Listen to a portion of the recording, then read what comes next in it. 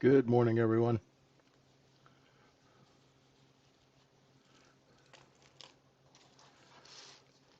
Oh, hope you all had a good weekend.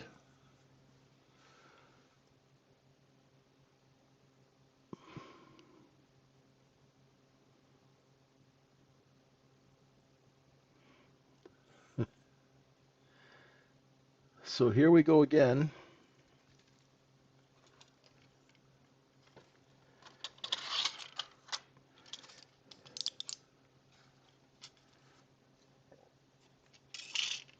We have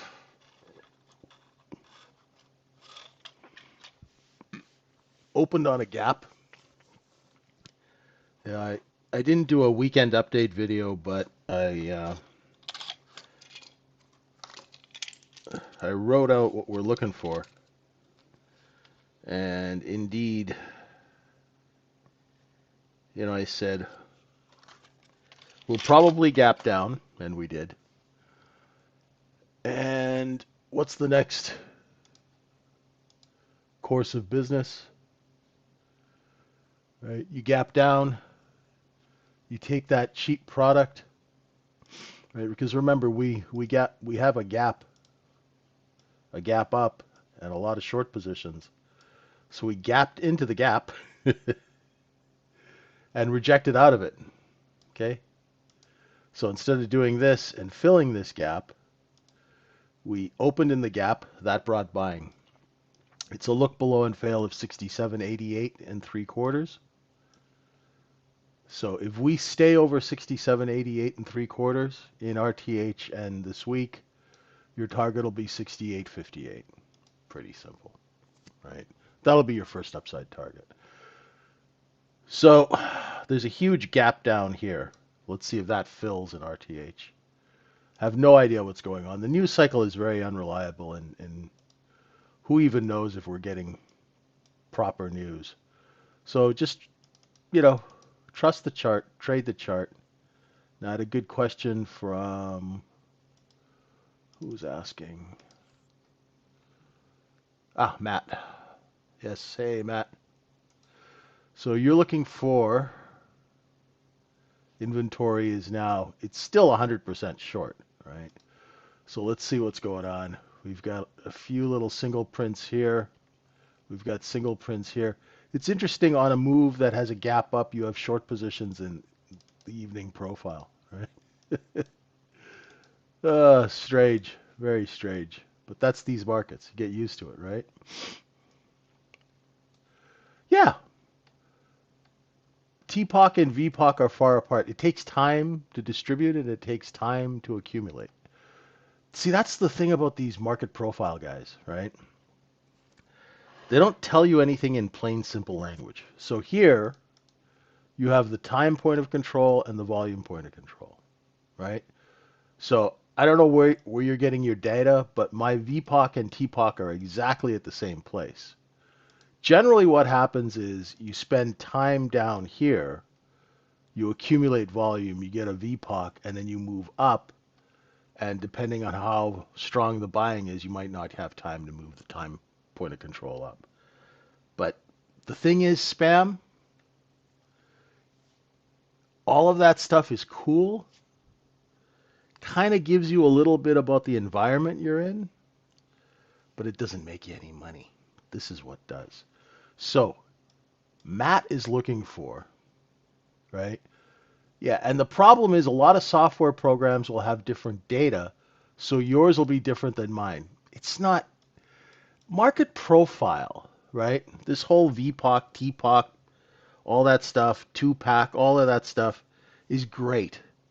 But you have to put it in context, and it never helps you make any money, right?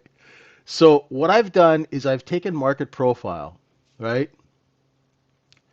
I've taken market profile, and what I've done is I've gone, okay, there's maybe 3 or 4 things from market profile that you're going to need.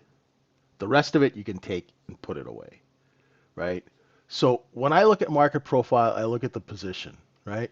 I look at the blue stuff. Okay, the position above 68.44 long, liquidation. Keep it simple. Single prints and poor lows and poor highs. That's all you need to worry about with market profile.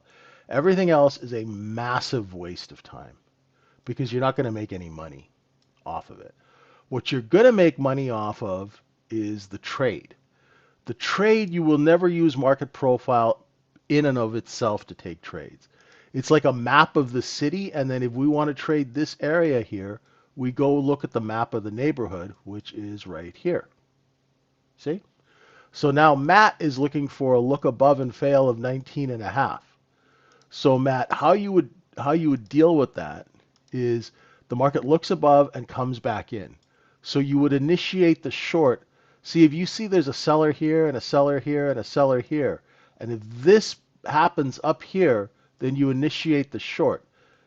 So here, right, as much as we say, you want to trade from an edge, you could clearly see that there's a seller just under 17. Then those sellers compete and move down 16. Then they compete and move down here, right? So Matt, what you want is you want this exact pattern happening here. So you want these two highs up here, this high to come in underneath so you can short. You got a place to put your stop, right? And if the highs keep moving lower, then you'll come back and put some bids in this area, and this area to cover. Does that make sense? So that's not a bad short, This is probably a B setup. This is an A setup because it goes over cost basis, right? Yeah. And the thing is, Matt, with this confirmation on sellers, once you get used to it and incorporate it into your business plan, right? And then you do it and watch it 1,000 times, then it's going to be like old hat. At first, when I talk about these things, people are like, what the hell is he talking about? Oh, I could see what he's talking about. Okay, let me go to trade it. Oh, I didn't trade it very well. It's part of the process. So first you see it, right? You see it happen, then you try and trade it, and it's just a matter of practice. That's all it is. There's nothing magical about that. You just get used to seeing a seller moves down, seller moves down. So this is where you'd be initiating. This would be my warning level, and this would be my hard out, right? I like to have options in a trade, right? I like to have exits, I want to have, like when you get on the airplane, they tell you where the exits are, right? So if I'm short, say at 15, 16, right? Probably I'll be short 15. My warning level is 16. If it gets above 16, I know this is probably not going to work. My hard stop is right there because if these sellers move their offers up, it means they've seen buyers. Why the hell would I want to be short if buyers are coming in the market? Right? There's no reason to short a market that has an overwhelming amount of buyers. People never even think about that. It's very strange. People don't even think about trading in practical terms because they've all been fed some hogwash about, moving averages and this indicator and that's all good. But if you don't understand why stuff is happening, it's really hard to make money, right? It's like those kids who could explain their work in math, right? How did you come to that answer, right? If you can't reason through it, it's going to be a lot harder. And the good thing about this business is it's not that difficult to reason through, right? It's funny because I was reading back in the comments and one of the guys was going, I don't like to think of it in terms of supply and demand. I'm like, well, obviously you've never worked in the business because it is supply and demand. you know, you know, I I don't like to think of it like that. Well, it doesn't really. Nobody gives a crap what you like. You're not going to change 1,000-year-old business depending on what you like to hear, right? It's. I'm sorry, it's kind of beating up on people, but just the stupidity of comments sometimes I have to call them out because the market doesn't care what you like. The market really doesn't care about your opinion, right? Unless you were the Federal Reserve chairman or something like that. It doesn't. you're trying to impose your comments on a business that's been going on long before you were around and will continue to be going on long after you're around. So what's the point, right? I don't like to think of it like that. Okay, all right, professor. Right? It's I don't know. Sorry. Sometimes when things are so absurd, you know, like you have a right to your opinion, but you don't have a right to alter the truth, right?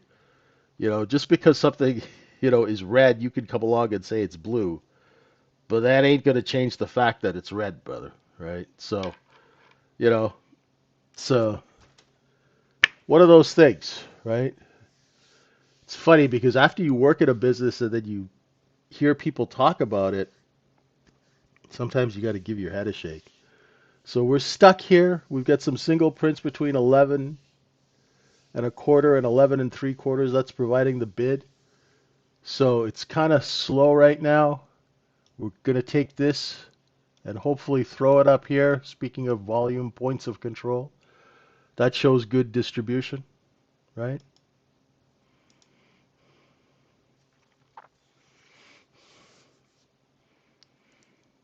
Margins are increased tonight, right? Which was smart on the part of the brokerage firms, you know. Let's see what happens.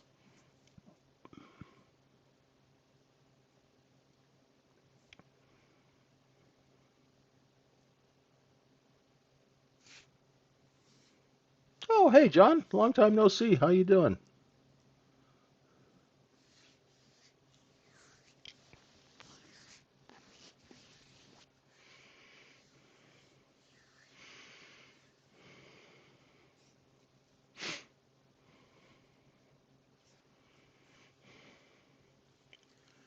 You have a close of the 8th.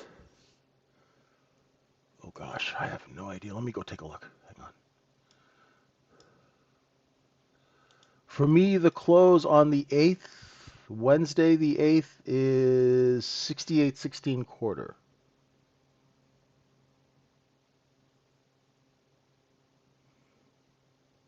Yeah, I hope you didn't get any flooding there on the Big Island.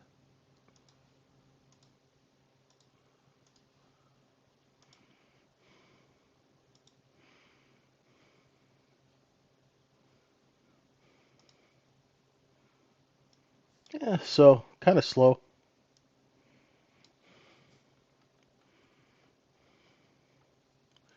Remember those single prints from that night that we had the big gap up? I left them on here. Just curious to see. So they were from 79 all the way down to 34, and there was a nighttime profile, and the gap low is down all the way here, right? That would be the gap fill.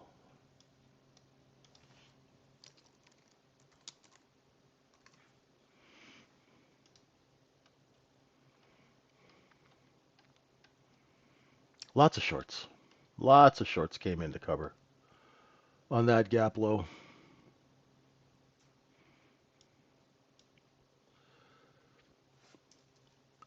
You're in the islands too, right, Spam? We got a few Hawaiians here. I think 4 or 5.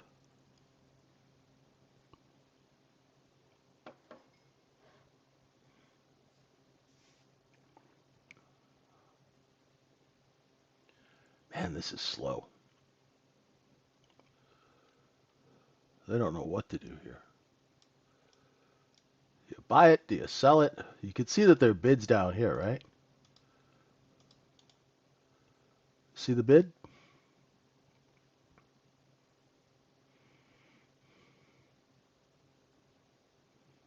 It's 12 bid, 14 offered right now. You're an honorary Hawaiian. Hey, Charles, long time. How are you?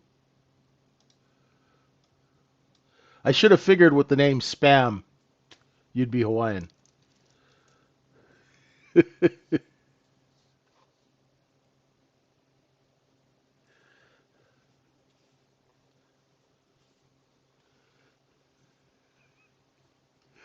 Pretty popular stuff.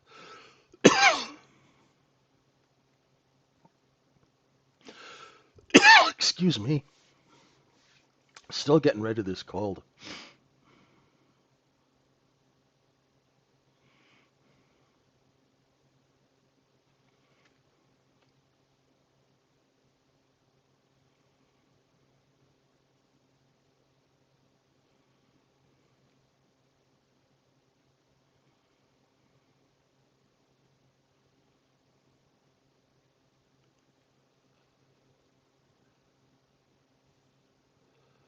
Let's see if we can take out that seller at 14.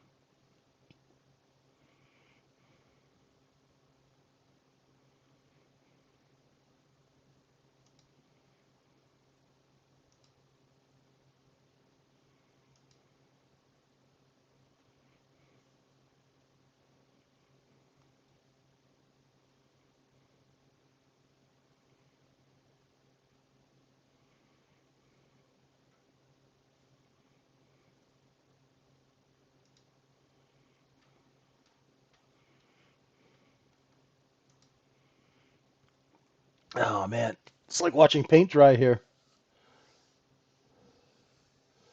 Good morning to the folks joining us on YouTube.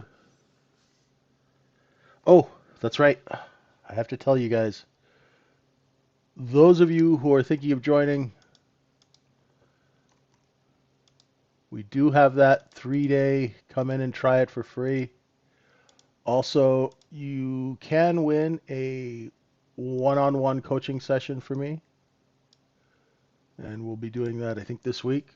So, if you guys decide to sign up, please do. It might be a bit of a shortened session here. Oh.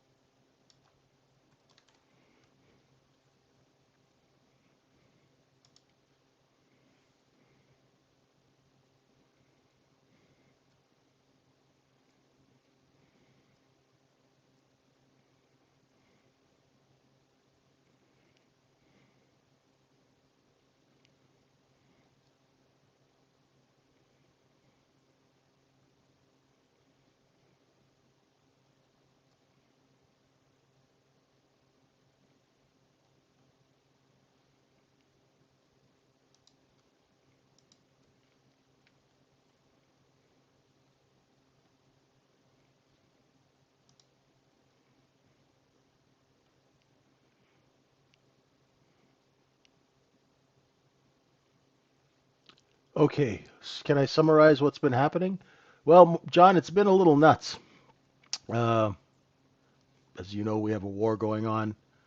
Um, I'll kind of take you through it here, and you'll see some similarities to last year.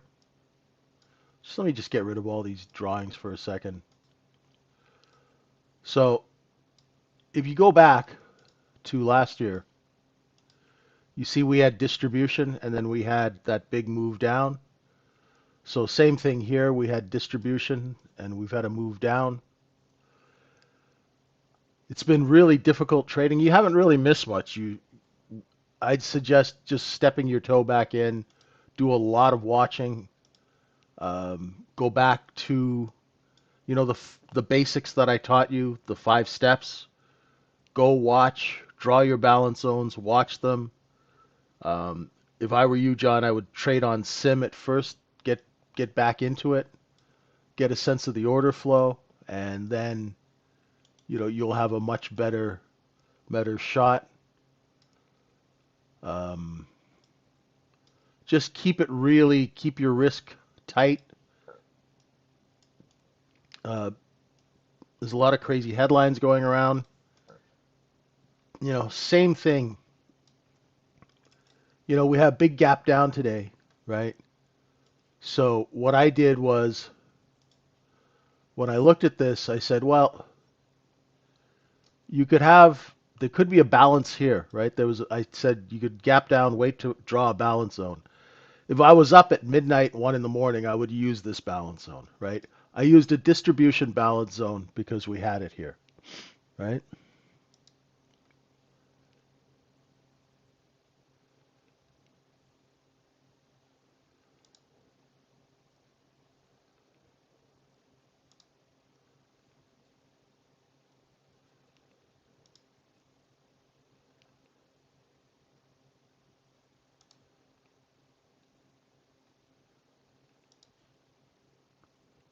Balance zones have been working, yeah. Not in crazy volatility. Sometimes they might be little off. But like I said, Globex is a great time to trade. You should not be trading RTH if you're just coming back into it. You should get a feel for things in Globex and take it nice and slow, brother. Take it nice and slow. It's a difficult market to trade. It's definitely a difficult market to trade.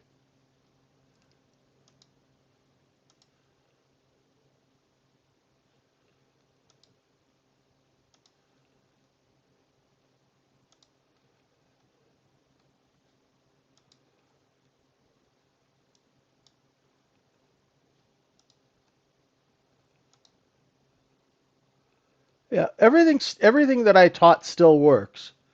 You just have to be a little bit more um, cautious. That's all, really. You know, you just got to be a little bit more cautious. You know, measure 3 times, cut once, kind of thing.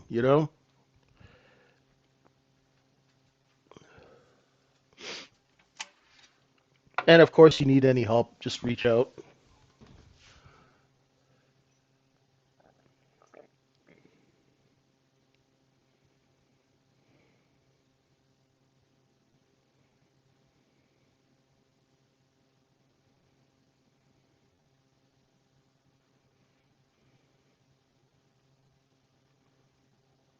Yeah, this Sunday night thing has been happening a lot.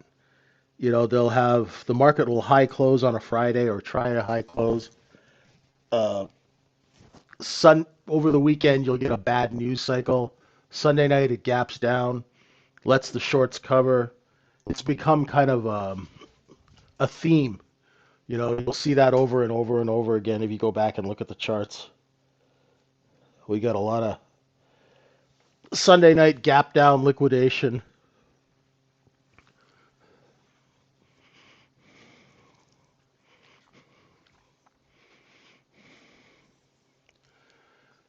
And then followed by a move up, just like you're seeing here.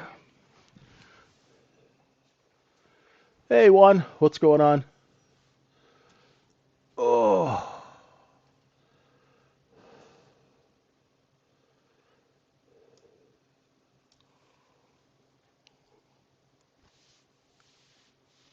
this is a slow distribution. Point of control is what? 2,200 contracts. So you want to move that up here. Hopefully it can. Let's see what happens when London opens.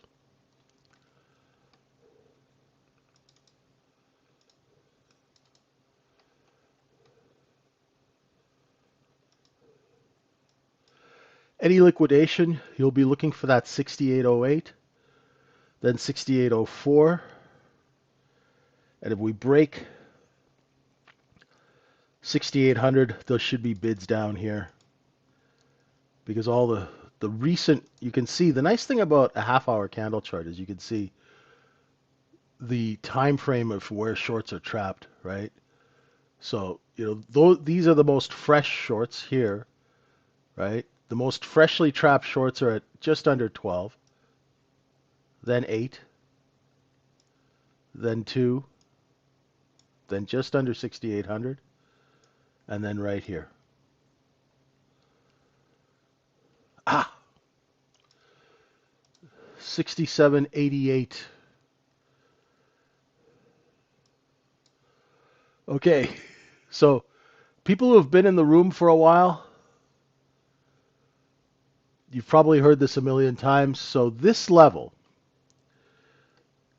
68.88, 67.88 up to 7,030, that's like a level, right? That's a big zone. Where these came from was from 2020. We had COVID, right? So when COVID happened, this was the original COVID balance zone, 27.49 to 28.10. And then you double them, and then you double them, and then you double them, and then you double them.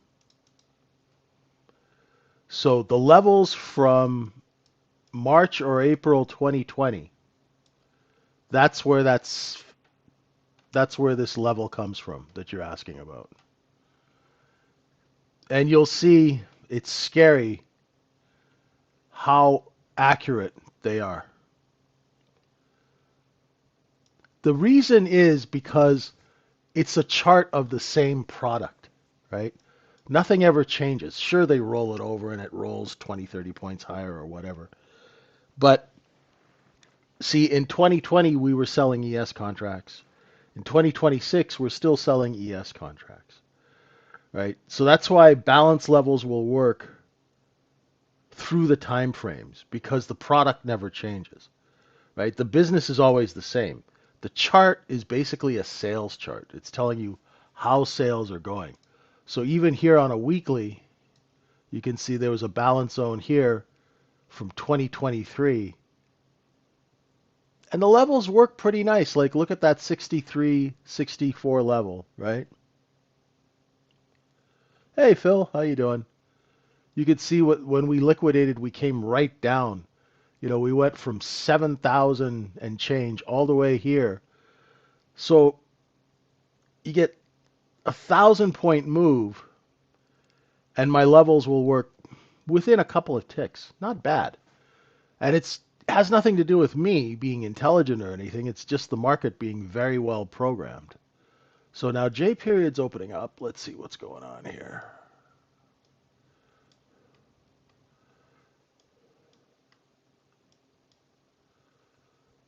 Seller's still at 16.17.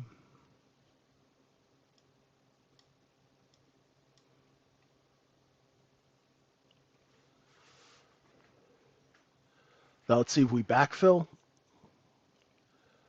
So L period opened, the London opened, right? Couldn't even get one tick lower. See, it opened here where this little yellow line is.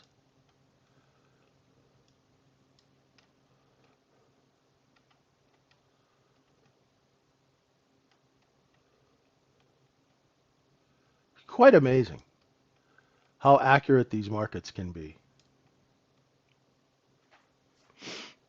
That's because they're all, electronically traded. So if we take out the 17s, that's going to pull a stop run, and I'd be looking for 19.5 on the upside. Cool. That is what we call a poor high.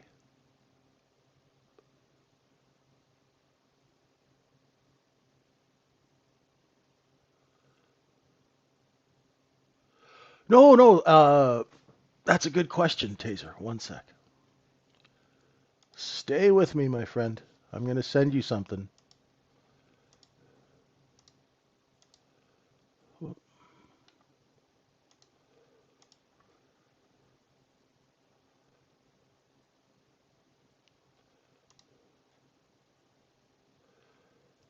See, there's lots of institutional players who get trapped short. Wholesale is just one element of institutions. So let's see if we can stay above and do a little pull up. Hang on, stay with me one sec.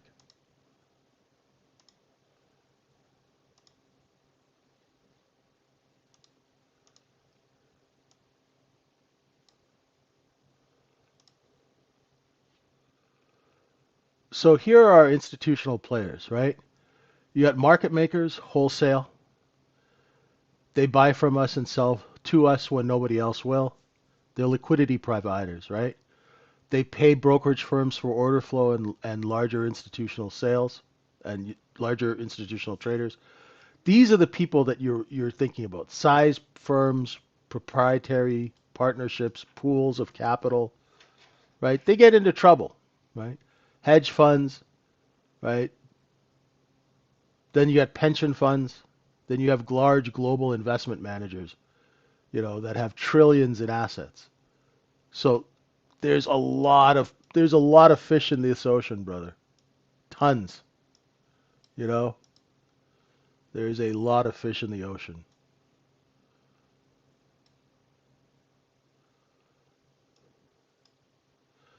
See, a lot of people are, they'll have, maybe they'll have a couple of 100 million under management, and then they have an analyst, you know, they have an analyst, and that analyst goes, oh, guys, you should be shorting the shit out of it because my macro outlook says, oh, ES is going to be brutal. You should be shorting this, and yeah, sometimes that doesn't work out so well.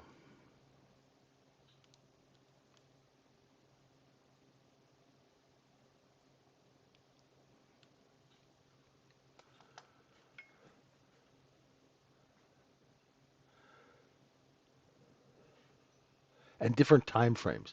You have people who are short in this session. You have people who are short from earlier in the session. So the cool thing is you can go and look and see who's short. This is the most fresh. Like if you're talking fresh meat, right? So these are your most fresh meat shorts. Then here, then here. So that's been like this is recent.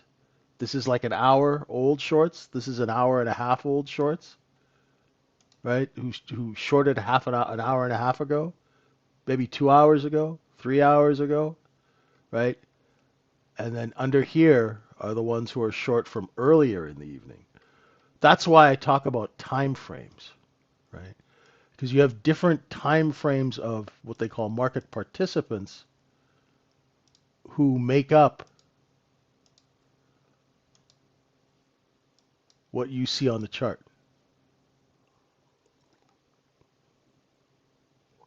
That's a good question. Ah, okay. I know I've been sick for the last couple of weeks. I'm sorry about that. For the coaching students, I will start one-on-ones again tomorrow. I just got to use today to get um, my act together and get organized, and we will start the one-on-ones again tomorrow for those of you who are in my one-on-one coaching program. A little bit of an update. I have this line here because there was a bid here from a long time ago. I'm just curious to see if that line is respected. Doesn't mean anything. Sometimes I'll leave a level on a chart and see if the market trades at it. If it just goes right through it or something like that, I'll erase it instantly. But it's for more curiosity's sake. This is very hard to trade, right? You see the candles, and this is one thing that we do teach at the trading syndicate. You know, when candles are really tight, very, very hard to trade, right? So you have to understand when this is like a wholesale business, right? And then there are retail trades that you can take when you get a little bit more extension, right? You get a little bit of a larger candle. Like even here, like taking this look below and fail, right? There's the look below and fail. There's a look below and fail. That's what I would be interested in, right? Here's a look above and fail. You'd be short and you'd bid the middle of it. It's really like I said, it's a lot easier to wait and trade the back and forth than to try and catch a big move.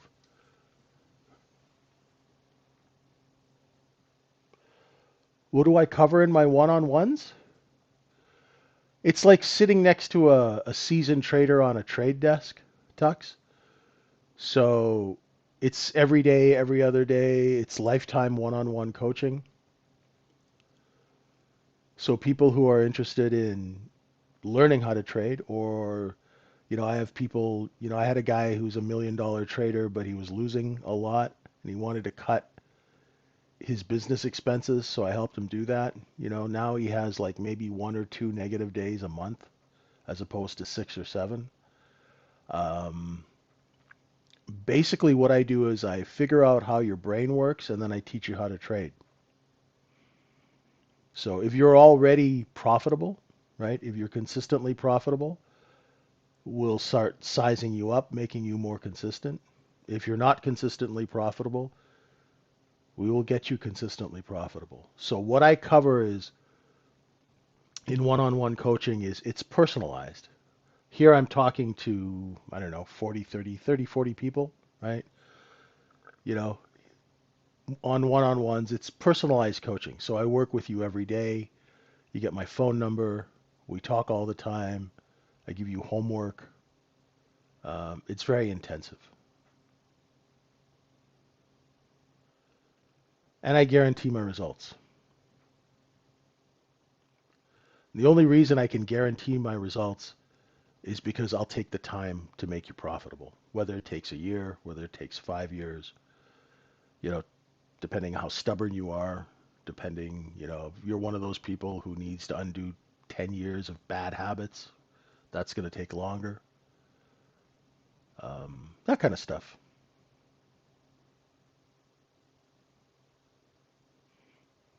It's like any coaching, right? So it's better than selling people a course, because you sell them a course or you do one-on-one coaching for a couple of weeks. Once you leave them, they go back to all their bad habits. This way you have lifetime support. Does that answer your question?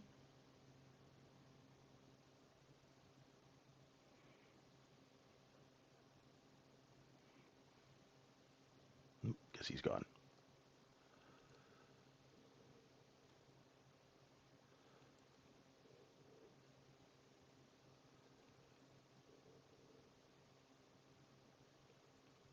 Then we'll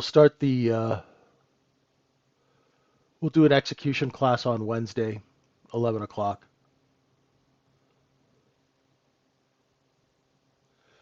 Yeah, DM me. I mean, it's a bit more expensive, but it's a lifetime commitment for me. And good thing is my heart got checked out. I'm good to go. They changed the oil. I'm good for another 200,000 miles. I charge 3 grand US for it, and it's a lifetime commitment. So we work together all the time. You can DM me anytime if you're in the room, or you can message me at vwaptrader1 on X or vwaptrader1 at Gmail.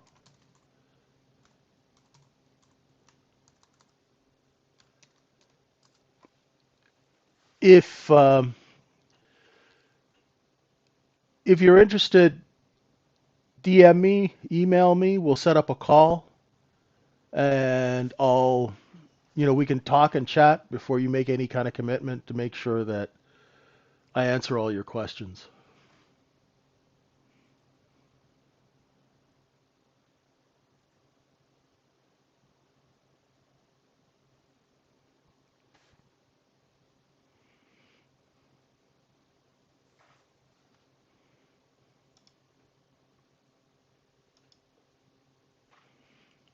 Anytime, Floof. Anytime. I'm taking from the name that's a tuxedo cat.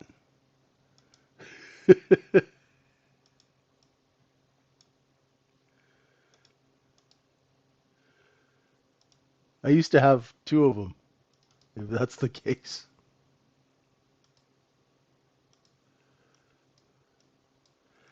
My goodness, this market is putting everybody to sleep, eh?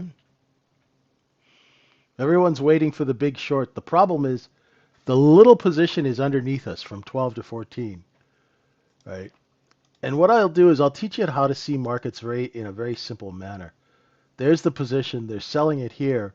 So if they put it on sale, they'll come right back here, right? Yeah, they're very cool cats. Miss them every day.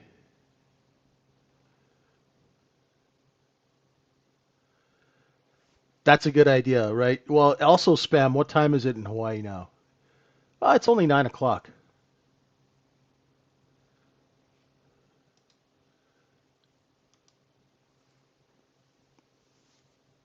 Ugh.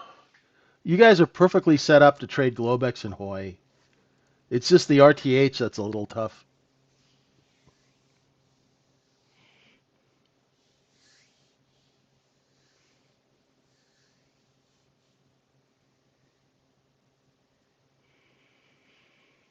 Oh, goodness me. Well, folks, do you guys have any other questions? You looking at any stocks?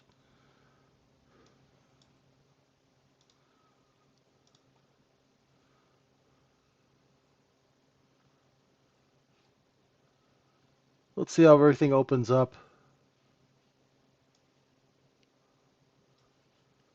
Let's take a look at the old coin of bitterness here. How's Bitcoin? Still over 70,000. Cool. Okay.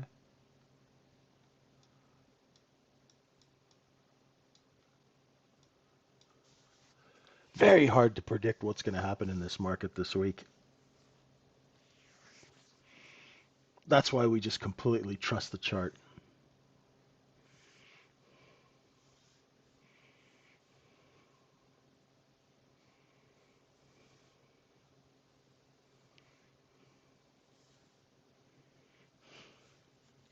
Move to London from Hawaii? It's a bit of a stretch, Raj. London is a cool city, but I don't know. If I was living in Hawaii, I think I'd stay in Hawaii. So you can see the sellers are just parked here, right? They were there at 16 before, and now look at the tops of these candles. One, two, three, four candles with the exact same top. So those sellers have now moved down. Oh, back up. Let's see if it goes back up and comes back down. It's very slow. It's like watching paint dry. But at least you can see the order flow very clearly. Right? So, ladies and gentlemen, I don't think I'm going to torture you for longer here. We'll let you go a little early.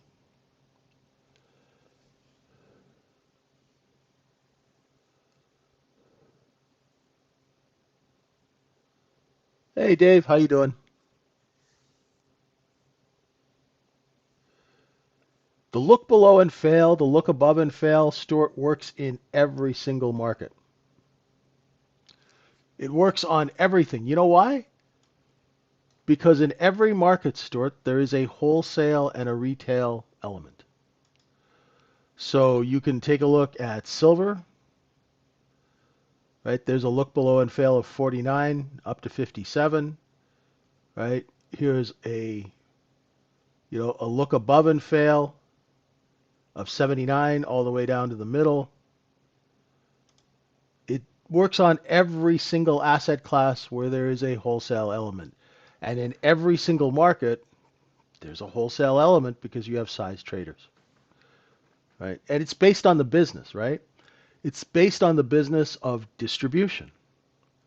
So the look below and fail, the look above and fail works really well.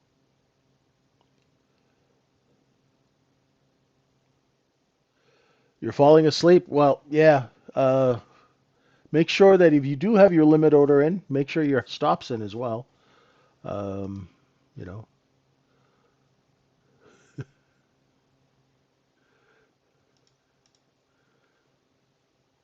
I haven't really looked at Nasdaq lately.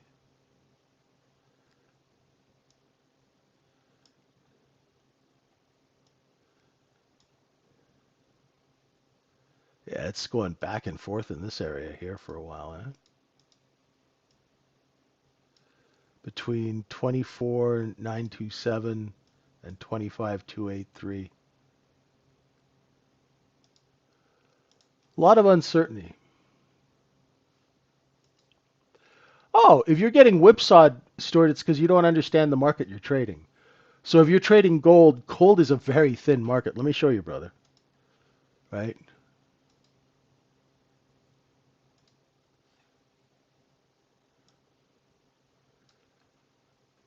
Do you see the depth of market in gold?